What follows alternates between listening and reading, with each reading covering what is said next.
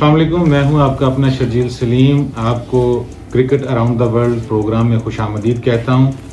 अगर आपने हमारे चैनल टॉक्स फुल टाइम को अभी तक सब्सक्राइब नहीं किया तो उसको आज सब्सक्राइब कीजिए, लाइक कीजिए और उसको शेयर कीजिए और बेल आइकन के बटन को ज़रूर दबा लीजिएगा ताकि आपको नोटिफिकेशन मिल सके हमारी हर नए आने वाली वीडियो का। आज हम आपके लिए लेकर आए हैं द 100 2026 क्रिकेट टूर्नामेंट। एक बहुत ही शानदार टूर्नामेंट जो कि क्रिकेट की हिस्ट्री में एक बहुत ही बड़ा माइलस्टोन रखता है। 100 का सफ़र शुरू हो चुका है और पहले ही 2 मैचों ने ये बात क्लियर कर दी थी कि इस टूर्नामेंट में सिर्फ बड़े शॉट्स ही नहीं बल्कि pressure, smart captaincy, exclusive batting और लास्ट मोमेंट डिसीजंस जो हैं वो भी बहुत इंपॉर्टेंट होंगे। एक तरफ ओपनिंग मैच में एक ऐसी इनिंग देखने को मिली जिसने मैच का रुख ही बदल दिया, जबकि दूसरे मैच में बॉलर्स ने इतना प्रेशर क्रिएट किया कि चेज आखिरी मोमेंट तक सस्पेंस में रहा।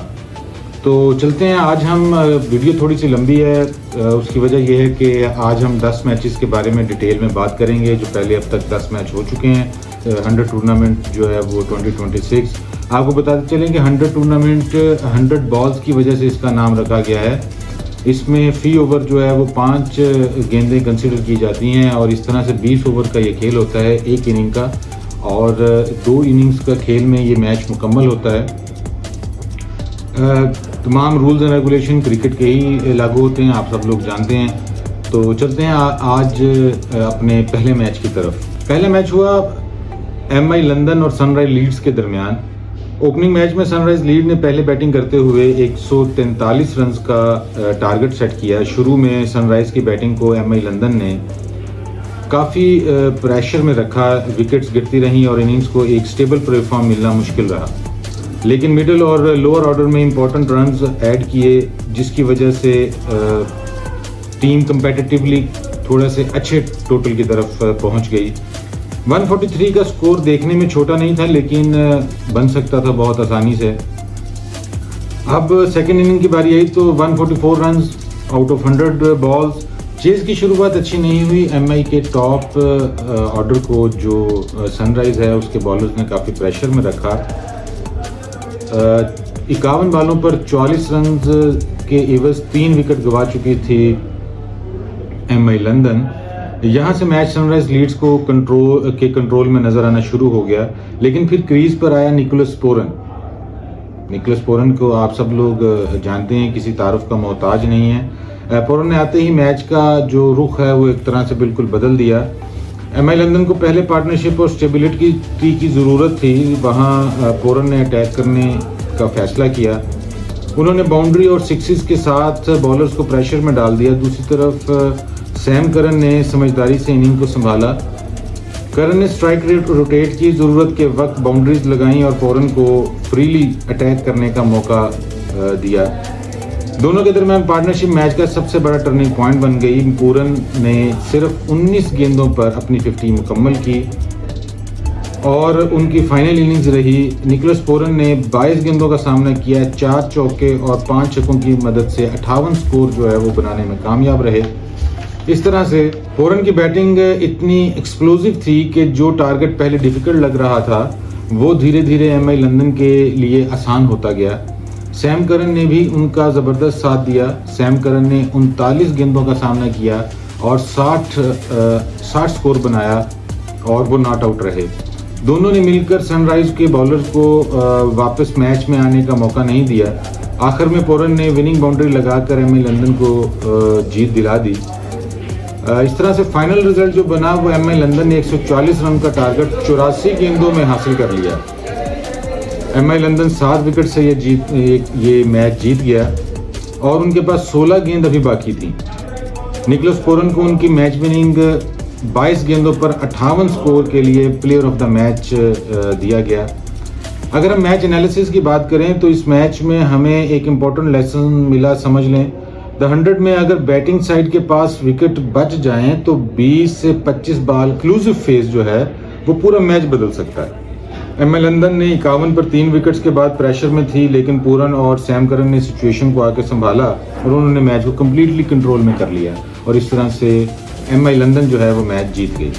अब आते हैं मैच नंबर 2 की तरफ। मैच नंबर 2 है वाल्श फायर और सॉर्दर्न ब्रेव के दरमियान। ओपनिंग मैच जो है वो बड़ा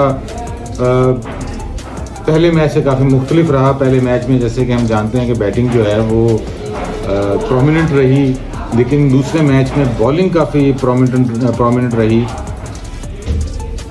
सॉर्दर्न ब्रेव ने पहले बैटिंग करते हुए 136 रन का टारगेट जो है वो वाल्श फायर के लिए सेट किया। मैथ्यू शॉट जो थे वो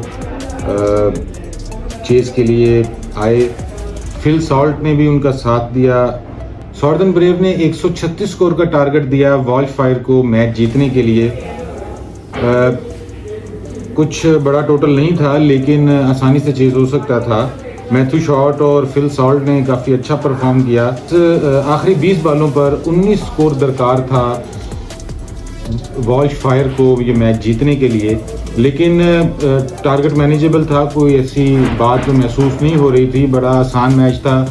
जो नज़र आ रहा था कि मैथ्यू शॉट और फिल सॉल्ट ने जो मैच की सिचुएशन थी उसको संभाल लिया था और मैच जो है वो मुकम्मल तौर पर वाल्श फायर की फेवर में नज़र आ रहा था। लेकिन यहाँ पर कप्तान ने, जो सॉर्दर्न ब्रेव के कप्तान थे, उन्होंने जोफ्रा आर्चर को वापस अटैक पर लेकर आए। वो जोफ्रा आर्चर ने एक दफ़ा तो काफ़ी प्रेशर क्रिएट करने की कोशिश की वाल्श फायर के बल्लेबाजों के ऊपर। काफ़ी अच्छी बॉल की, काफ़ी पेस था उनकी बॉल में, लाइन लेंथ बहुत अच्छा रहा। लेकिन मैथ्यू जो फिल सॉल्ट थे वो बड़े काम रहे, कंट्रोल में रहे और उन्होंने वाल्श फायर को ये मैच जो है वो अच्छे मार्जिन के साथ जिता दिया। वाल्श फायर ने सॉर्दर्न ब्रेव को 6 विकेट से हरा दिया। को प्लेयर ऑफ द मैच जो है वो उसका अवार्ड मिला।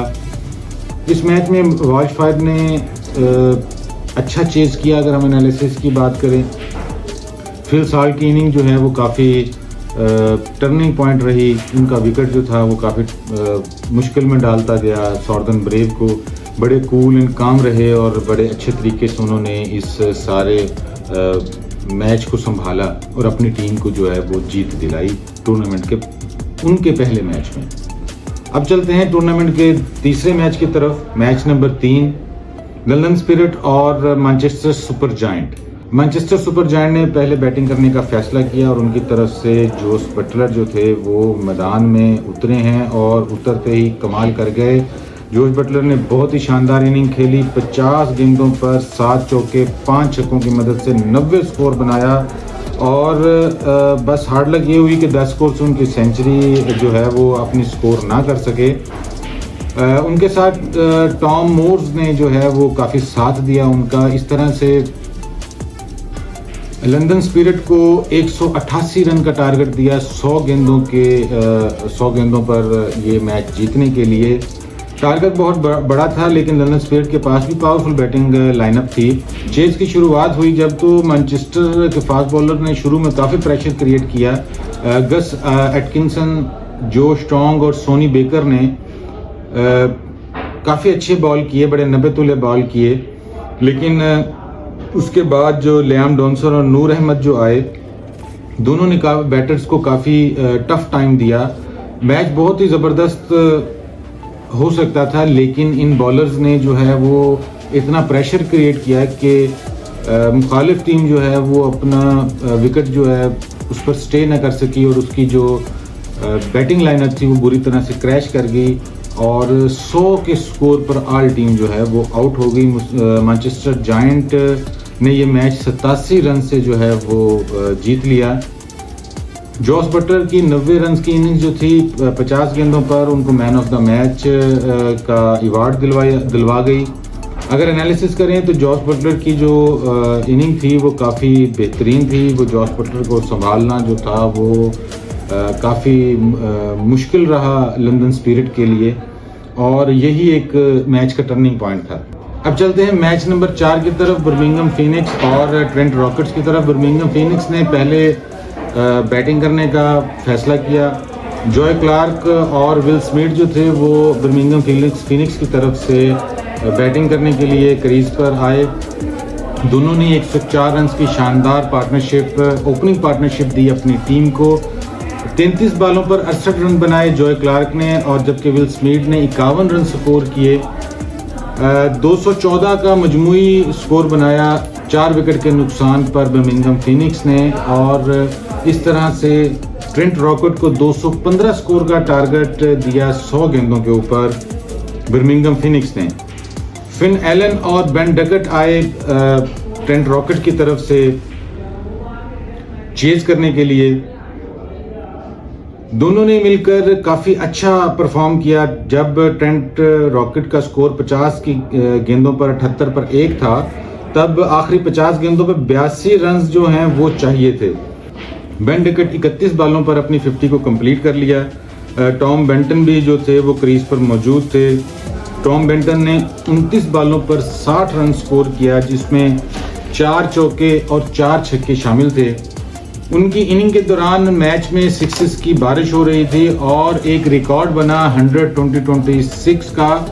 अब तक जितने भी 100 टूर्नामेंट हो चुके हैं उन सब का ये एक रिकॉर्ड था कि टोटल 26 छक्के लगे इस मैच के अंदर दोनों इनिंग्स में, और ये एक रिकॉर्ड बना।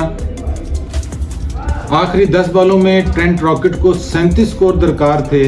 टारगेट अभी डिफिकल्ट लग रहा था, इसमें कोई दो राय नहीं है। टॉम बेंटन ने फाइट जारी रखी अपनी, लेकिन बर्मिंघम फीनिक्स के बॉलर ने भी प्रेशर में इंपॉर्टेंट विकेट्स हासिल किए।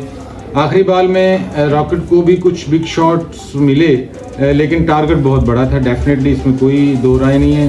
100 बॉल के बाद ट्रेंट रॉकेट का जो मजमूई स्कोर रहा वो 204 6 खिलाड़ियों के नुकसान पर। इस तरह से बर्मिंघम फीनिक्स ने 10 रन से ये मैच जीत लिया। प्लेयर ऑफ द मैच जो है वो जॉय क्लार्क, जो कि 33 बालों पर 68 स्कोर बनाकर अपनी टीम जीत दिलाने में कामयाब रहे। उनको प्लेयर ऑफ द मैच का अवार्ड दिया गया। अगर हम एनालिसिस की बात करें तो जॉय क्लार्क और विल स्मिथ की जो 104 रन की पार्टनरशिप थी, जो बर्मिंघम फीनिक्स जो है वो उसके लिए बड़ी ही एक मतलब दीवार साबित हुई, उसकी जीत के लिए एक अहम माइलस्टोन साबित हुआ। मेरा तो एनालिसिस इसमें यह है। अगर आप इस बारे में कुछ मज़ीद ऐड करना चाहें तो आप कमेंट सेक्शन में ज़रूर कमेंट कर सकते हैं। अब हम चलते हैं मैच नंबर 5 की तरफ। सनराइज लीड और सॉर्दर्न ब्रेव का मैच। 187 रन्स बनाए जी सनराइज लीड ने। सॉर्दर्न ब्रेव को 188 रन का टारगेट दिया 100 गेंदों पर। बेन मैकिनी सॉर्दर्न ब्रेव की तरफ से 23 गेंदों पर 44 रन बनाए, 6 चौके और 2 छक्के शामिल थे इसमें, जबकि जेमी स्मिथ ने 18 गेंदों पर 1 चौके 3 छक्के की मदद से 30 रन बनाए। इब्रार अहमद काफ़ी इम्पोर्टेंट किरदार अदा किया इस मैच के अंदर। इब्रार अहमद का जो स्पेल था वो काफ़ी गेम चेंजिंग स्पेल रहा। आखिरी 20 गेंदों पर 35 स्कोर चाहिए थे सॉर्दर्न ब्रेव को ये मैच जीतने के लिए। ट्रिस्टन स्टब्स भी अच्छा खेल रहे थे और मैच को जिंदा रखे हुए थे। उन्होंने बड़े पावरफुल 4 मारे, प्रेशर में 6 लगाए। एक स्टेज पर स्टब ने सिर्फ कुछ गेंदों में सॉर्दर्न ब्रेव को दोबारा से कॉन्टेक्स्ट में लाकर खड़ा कर दिया था। नेथन एलिस ने स्लोअर बॉल्स और एक्यूरेट लेंथ पर स्कोर को काफ़ी रोका। मैथ्यू पॉट्स ने बड़ी जिम्मेदारी के साथ बड़ी एक जिम्मेदारी निभाई और सॉर्दर्न ब्रेव को आखिरी 2 बालों पर 11 स्कोर चाहिए था। मैच ऑलमोस्ट सनराइज के कंट्रोल में आ चुका था। आखिरी बॉल पर क्रिस जॉर्डन ने बाउंड्री ज़रूर लगाई, लेकिन वो जीत के लिए काफ़ी नहीं थी। सनराइज लीड्स ने सॉर्दर्न ब्रेव को 5 रन से हरा दिया। सॉर्दर्न लीड ने 187 रन बनाए, जबकि सॉर्दर्न ब्रेव जो है 182 रन तक ही पहुंच सकी। इस मैच का जो सबसे बड़ा लेसन था वो ये कि 100 में सिर्फ एक अच्छी बैटिंग पार्टनरशिप मैच नहीं जिताती। That is very good. Southern Brave एक वक्त पर काफ़ी स्ट्रॉन्ग पोजीशन में थी, उनके पास विकेट भी थे और रिक्वायर्ड रन रेट भी कंट्रोल में था, लेकिन इब्रार अहमद के क्रूशल स्पेल ने मैच का मोमेंटम चेंज कर दिया। स्टोइनिस और मिलर के विकेट के बाद सनराइज लीड ने प्रेशर को परफेक्टली यूज़ किया और डेथ ओवर में नेथन एलिस और मैथ्यू पॉट की एक्यूरेट बॉलिंग ने सनराइज को सिर्फ 5 रन की क्लोज विक्ट्री दिला दी। ये तो था जी मैच नंबर 5। अब चलते हैं मैच नंबर 6 की तरफ, वॉल्शफायर और MI लंदन। मैच नंबर 6 में टूर्नामेंट की सबसे मेमोरेबल इंडिविजुअल परफॉर्मेंस देखने को मिली। वॉल्शफायर की तरफ से एक बैटर ने सेंचुरी के बिल्कुल करीब जाकर इन्हें ख़त्म की और फिर बॉलिंग में भी एक इम्पॉर्टेंट विकेट लेकर टीम की विक्ट्री में मेजर रोल प्ले किया। वॉल्शफायर ने पहले बैटिंग की।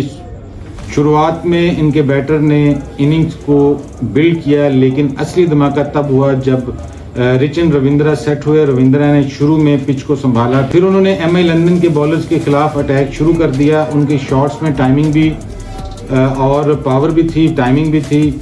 उन्होंने कवर के थ्रू बाउंड्रीज लगाई, स्पिनर्स को प्रेशर में डाला और फास्ट बॉलर की लूज डिलीवरी को भी पनिश किया उन्होंने।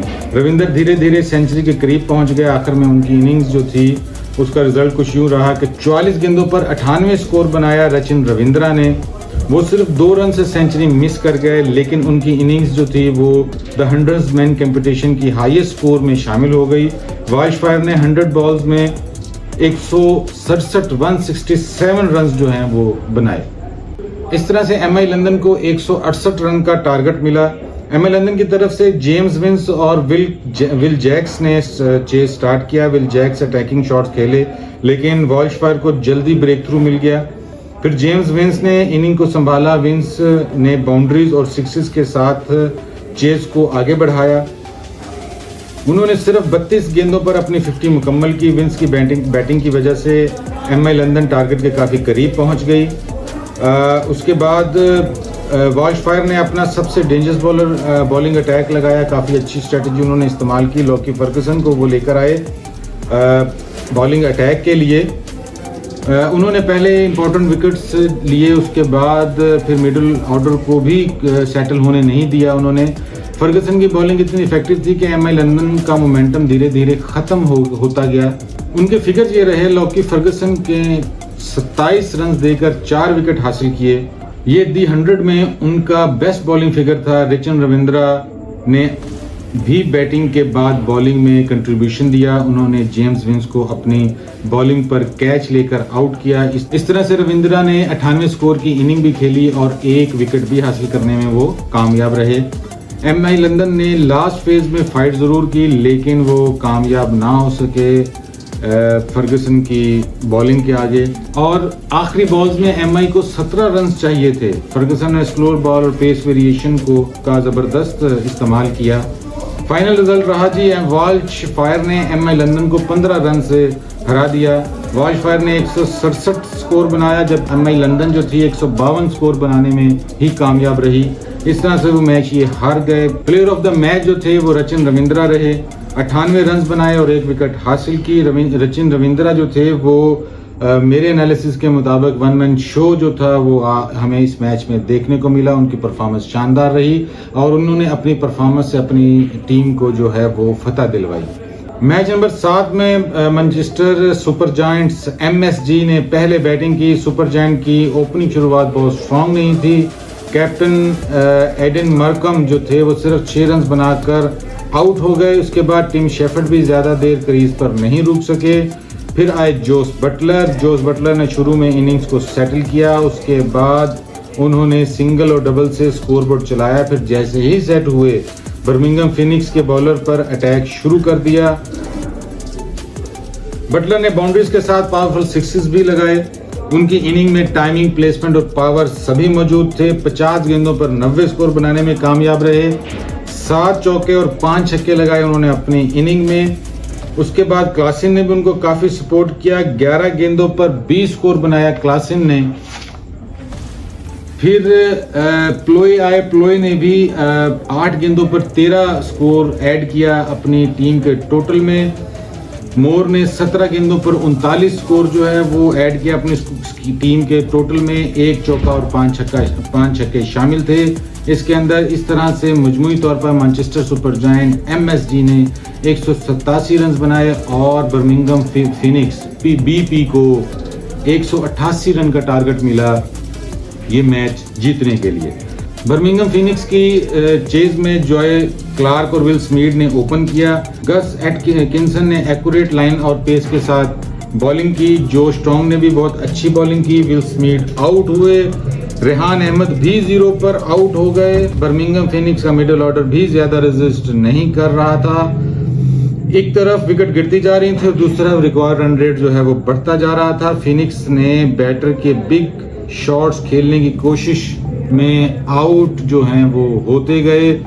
इस तरह से सिर्फ 100 रन्स पर ऑल टीम आउट हो गई। 87 रन से मैनचेस्टर सुपर जायंट ने ये मैच जीत लिया। प्लेयर ऑफ द मैच जो रहे वो जॉश बटलर रहे। 50 गेंदों पर 90 स्कोर बनाया। मेरे एनालिसिस के मुताबिक इस मैच में जो की पॉइंट रहा वो बॉलिंग रही। Gus Atkinson, Josh Tongue, Sonny Baker, Noor Ahmad और लियाम डॉनसन ने बहुत ही अच्छी बॉलिंग की और बैटर्स को बिल्कुल भी लूज उन्होंने शॉट्स के लिए मौका बिल्कुल नहीं दिया। अब चलते हैं मैच नंबर 8 की तरफ। मैच नंबर 8 है जी ट्रेंट रॉकेट और लंदन स्पिरिट के दरमियान। यहां पर हम आपको बताते जाएं कि लंदन स्पिरिट ने पहले बैटिंग करने का फैसला किया। एडन मरकम जो थे, जो उनके कप्तान हैं, वो 1 रन बनाकर आउट हो गए। टिम शेफर्ड और जॉश बटलर ने इनिंग्स को संभाला। 45 गेंदों पर 6 चौके और 3 छक्कों की मदद से 67 स्कोर बनाया टीम शेफर्ड ने, जबकि बटलर ने 25 गेंदों का सामना किया। 1 चौके और 4 छक्कों की मदद से 37 रन बनाने में कामयाब हुए। इस तरह से लंदन स्पिरिट ने 153 स्कोर बनाए और ट्रेंट रॉकेट को 154 रन का टारगेट दिया। चेज करने के लिए ट्रेंट रॉकेट की तरफ से बेन डकट ने अच्छा स्टार्ट लिया। 47 गेंदों पर 75 स्कोर बनाया। टॉम बंटन ने उनका अच्छा साथ दिया। 14 गेंदों पर 22 स्कोर बनाए। आखिरी 5 गेंदों पर ट्रेंट रॉकेट को 10 स्कोर चाहिए थे। क्रीज पर आए क्रेग ओवरटन और बॉलिंग करने के लिए उनके अपने भाई जेमी ओवरटन। ये एक बड़ी मजेदार सिचुएशन जो थी वो क्रिएट हो गई। अब मैच में एक यूनिक मोमेंट था, ओवरटन वर्सेस ओवरटन। पहली बॉल क्रेग ओवरटन ने 6 लगा दिया। अब 4 गेंदों पर 4 स्कोर चाहिए था और क्रेग ओवरटन ने अगली 2 बॉल पर 2 रन लिए। इस तरह से 3 गेंदों पर 2 स्कोर जो है वो दरकार था। फिर क्रेग ओवरटन ने बॉल को लेग साइड की तरफ खेला और 2 रन जो थे वो कंप्लीट कर लिए। ट्रेंट रॉकेट ने मैच 4 विकेट से जीत लिया और उनके पास 2 बॉल अभी भी बाकी थे। Player of the match Ben Duckett रहे। 47 गेंदों पर 75 रन की इनिंग खेली, बड़ी शानदार इनिंग खेली। अगर मैच का एनालिसिस की अगर हम बात करें तो बेन डकट ने काफी अच्छा प्रेशर को ऑब्जॉर्व किया, स्कोर बोर्ड को रोटेट किए रखा। एक वक्त पर ट्रेंट रॉकेट को जीत के लिए 5 गेंदों पर 10 रन चाहिए थे। क्रेग ओवरटन ने 6 लगाकर मैच का प्रेशर बिल्कुल मतलब चेंज कर दिया, उसका मोमेंटम बिल्कुल चेंज कर दिया। क्रेग ओवरटन ने विनिंग रन्स बनाकर ट्रेंट रॉकेट को मेमोरेबल विक्ट्री जो है वो दिला दी। अब चलते हैं मैच नंबर 9 की तरफ। मैच नंबर 9 है सॉर्थर्न ब्रेव और MI लंदन के दरमियान। सॉर्थर्न ब्रेव ने ये मैच सॉर्थर्न ब्रेव के लिए बहुत इम्पोर्टेंट था क्योंकि वो अभी तक एक मैच भी नहीं जीत पाए थे, तो इसलिए ये मैच उनके लिए जीतना बहुत ज़रूरी था। दूसरी तरफ MI लंदन भी अपनी पहली जीत के बाद वॉलफेयर से हार चुकी थी, इस वजह से वो भी अपना कमबैक करना चाह रहे थे। तो सॉर्थर्न ब्रेव ने पहले बैटिंग करने का फैसला किया। बेन मैकिनी और जेमी स्मिथ जो थे वो क्रीज पर आए। मैकिनी ने शुरू से ही पॉजिटिव अप्रोच अपनाई। उन्होंने फास्ट बॉलर के खिलाफ अटैकिंग शॉट्स जो हैं वो काफ़ी अच्छे खेले, बाउंड्री लगाई, स्लो बॉल्स को बहुत अच्छा खेला। इस तरह से मजमूई तौर पर 130 रन बनाए और 131 रन का टारगेट दिया MI लंदन को। MI लंदन की तरफ से ओपनिंग के लिए आए विल जैक्स और जेम्स विंस। जोफ्रा आर्चर ने अटैक किया। दूसरी तरफ लुक वुड ने भी काफ़ी टाइट बॉलिंग जो है उसका आगाज किया। MI लंदन को अपनी इनिंग्स को जो है वो रीबिल्ड करनी पड़ी। विल जैक्स ने रिस्पॉन्सिबिलिटी ली। यहाँ पर विल जैक्स ने 41 गेंदों पर 54 स्कोर जो है वो बनाया, जिसमें 3 चौके और 2 छक्के शामिल थे। उन्होंने काफ़ी अच्छा प्रेशर को हैंडल किया। मार्कस स्टोनिस ने भी बॉलिंग में काफ़ी अच्छा ज़बरदस्त स्पेल किया। 25 गेंदों पर 39 स्कोर दरकार था टारगेट को अचीव करने के लिए, ये मैच जीतने के लिए, लेकिन सॉर्दर्न ब्रेव के बॉलर्स ने प्रेशर क्रिएट करना शुरू कर दिया। शर्फीन रदरफोर्ड 12 गेंदों पर 21 रन बनाकर एमआई लंदन को जीत के पास ले गए। रदरफोर्ड रन आउट हो गए। क्रिस जॉर्डन ने डायरेक्ट हिट करके उन्हें पवेलियन भेज दिया और यहां मैच एक बार फिर सस्पेंस में चला गया।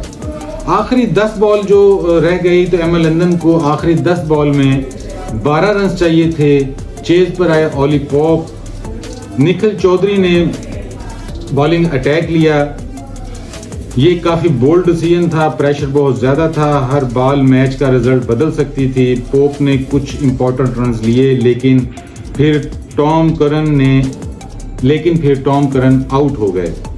अब एमआई लंदन को आखिरी कुछ बॉल्स में रन्स चाहिए थे और विकेट भी काफ़ी कम रह गए थे। एक वक्त पे इक्वेशन थी 5 बॉलों पर 6 रन। फिर राशिद खान ने 2 रन लिए, लेकिन अगली बॉल पर वो रन आउट हो गए। अब एमआई लंदन के पास सिर्फ लास्ट बॉल बच गई थी। स्कोर बराबर करने के लिए सिंगल और मैच जीतने के लिए कम से कम 2 स्कोर चाहिए थे। सॉर्दर्न ब्रेव के पास एक मौका था ये विकेट गिरवाने का, आखिरी विकेट मौजूद था। निखिल चौधरी ने आखिरी बॉल डाली। पॉप ने बॉल को हार्ड स्लश किया। बॉल इन फील्ड के ऊपर से निकल गई और एमआई लंदन ने 2 स्कोर कंप्लीट कर लिए। एमआई लंदन ने आखिरी बॉल पर मैच जीत लिया। एमआई लंदन और सॉर्दर्न ब्रेव को आखिरी बॉल पर हरा दिया गया। फाइनल रिजल्ट ये रहा कि एमआई लंदन ने सॉर्दर्न ब्रेव को आखिरी बॉल पर हरा दिया। एमआई लंदन ने टारगेट हासिल किया 131 रन और सॉर्दर्न ब्रेव ने 130 रन बनाए।